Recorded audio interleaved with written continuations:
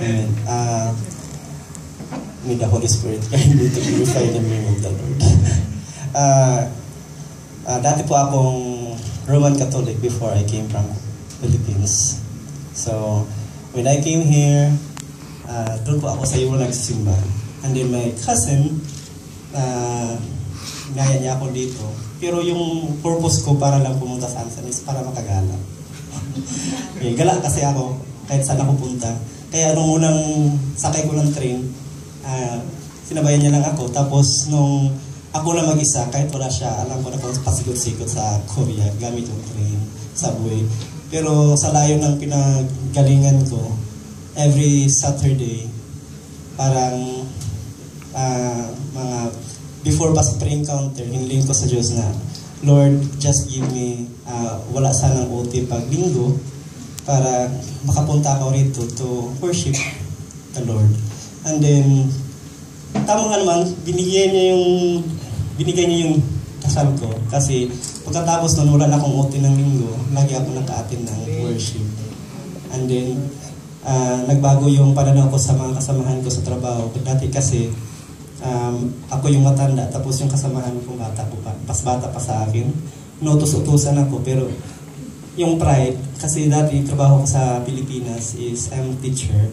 So parang masakit sa pride, inutos-utusan ako nito. So, kaya nung sa pre-encounter, nagbago yung pananaw ko sa kanya. No? Dati pag tagal Lunes, Martes, pinipilang mo ano sa kailan ba ito matatapos.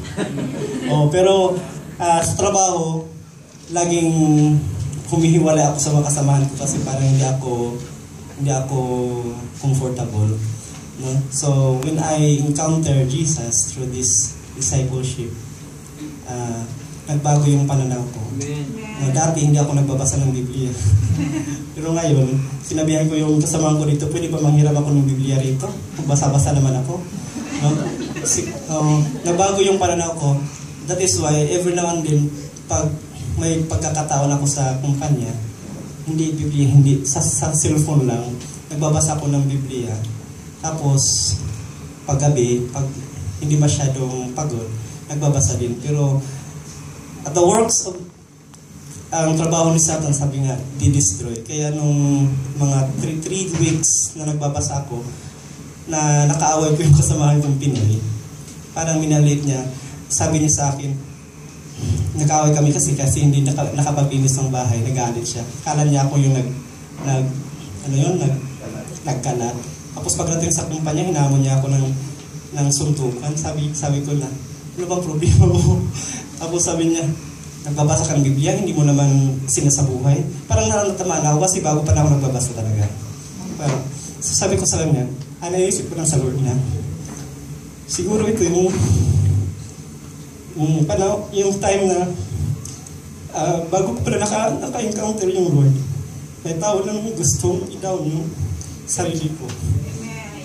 So, ang ginawa ko pagkagabi, buong time din ko nagdasal sa Lord. Sabi ko, Lord, kung pinangalangin ko na lang yung tao nagsabi mo sa akin. So, ang ginawa ko, pinag-pray ko talaga lahat. Mula sa tao yung sa mga kasamahan ko. Kaya, pagbalik niya, kagabi, kasi mauna kong umuwi, pagbalik niya, wala lang, para lang walang nangyari. Ganun lang. So, glory to the Lord. Kasi, sabi ko sa kanya, Lord, ikaw na pong bahala. Ayoko pa ng gulo dito kasi malaya kami sa pamilya. Yun. So, yun. Bumalik niya, para lang walang nangyari. Tapos, another one is, pag magbabasa lang ng Bible, paggabi, maraming distraction. No? Yung mga anime.